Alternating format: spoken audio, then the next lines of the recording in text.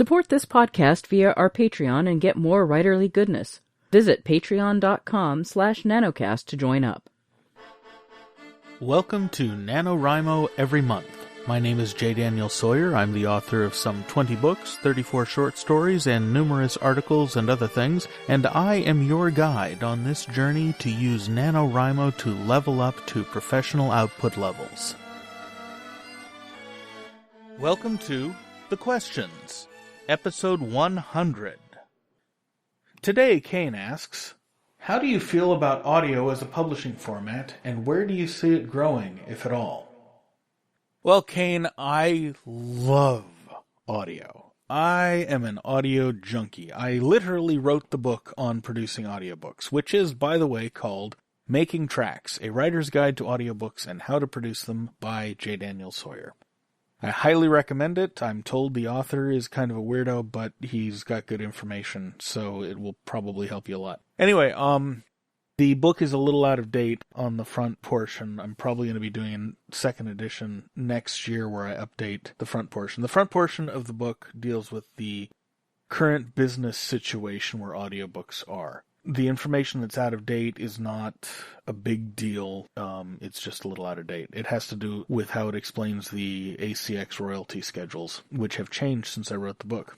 And there's some other changes coming in the audio market next year that I'm aware of because I've got a couple of insider sources, but that haven't emerged yet. So that's why I'm going to be doing the update next year, because next year the book will be really out of date in that section instead of just a little out of date, which it is now.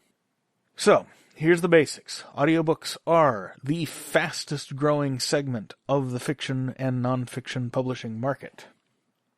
Audiobooks are popular in non-English speaking countries because English is the international trade language, and people that do not grow up speaking it natively want to learn it, and they want to learn to speak it like a native, which means they want all the profanity and all the colloquia. English is a highly colloquial language, and the more colloquially you can speak it, the more you get accepted as one of the group, the better you can do in business negotiations. So fiction has a great deal of appeal in the audio formats in the international markets. The international markets are currently in the process of opening up to audio. They have been closed for a long time or difficult to get into because of different trade restrictions around the world. A lot of those trade restrictions are starting to change as the different local governments adapt to the changing marketplace brought on by the internet. All that may change again in about 6 years because of some weird geopolitical things that are going on, but that's 6 years, and 6 years is an eternity in publishing. It's a fantastic market. It's a great art form. It does take a non-trivial investment of time in order to produce a good book.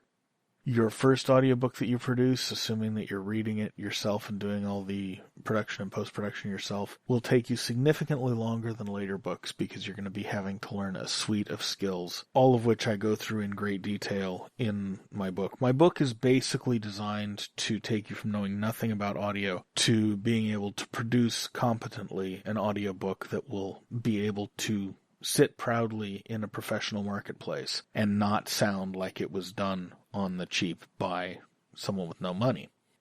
And it will do that. It's done that for a lot of people. That's why I wrote the book, because it's easier than it looks from the outside, even though it is a non-trivial task. The first book you produce will take you a while, and by a while I mean expect it to take between 10 to 20 times as long as the book is itself. And books run on the consumer level at about 9,300 words an hour. That means that if you've got an 80,000 word book, doing a little quick math in my head, you're looking at about 10 hours worth of audio on your finished product. So that means you're going to be looking at 100 to 200 hours of work to get that put together your first time through.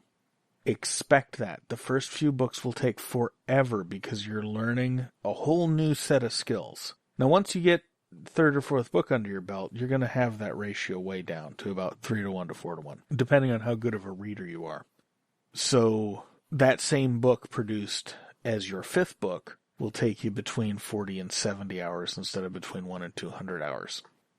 And that is a much better economy of scale. Now, as far as how well your books will move, your audiobooks will tend to move at a percentage of your ebooks and print books, unless you have that rare beast that takes off in audio form and not in ebook and print. It's not common for those books to exist, but it does happen. The audiobook royalty streams will represent an independent and non-trivial stream of nickels, residual income that will feed into your business over the years, just like your print books are, just like your ebooks are. And they will go through ups and downs of sales, just like your print, just like your ebooks. It's another format. It's just more expensive to get to market in terms of either time or money or both, depending on how you decide to do it. I think it's well worth doing. I've done about 10 audiobooks now. I've only got 3 of them up commercially. I did a couple of them for podcast before the commercial channels were available, and I have got to go back and clear rights on them for commercial use. So by the end of the year, I'll have a few more up commercially.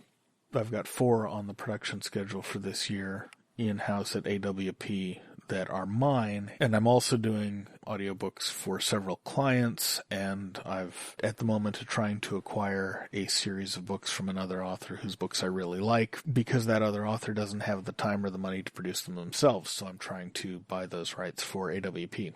So I've got my money where my mouth is. I really care about audiobooks, and I think they're a very good idea. But the complete business case for and against them is in my bookmaking tracks. And you really should understand both the business case for and against before you commit to them. Because while I do think that eventually everybody probably ought to do them, that doesn't necessarily mean you want to do them yourself, and that doesn't necessarily mean that now is the right time to do them. There's a whole bunch of factors that are individual to every career that you'll want to consider before taking a leap, either into doing it yourself or into hiring it done or into selling the rights on to someone else to do it. I hope that helps. Thanks for the question. This is a great block of questions. I'm getting stuff right in all the areas that I love talking about. So thank you very much for the question, Cain. I hope that helps, and I'll see you tomorrow. NaNoWriMo Every Month is written and presented by J. Daniel Sawyer and produced by Artistic Whispers Productions. Visit our website at nanowrimoeverymonth.com and leave a tip in the tip jar or join the Patreon to support this podcast. NaNoWriMo Every Month is copyright 2016 by J. Daniel Sawyer and Artistic Whispers Productions and is released under a Creative Commons Non-Commercial Attribution No Derivatives license.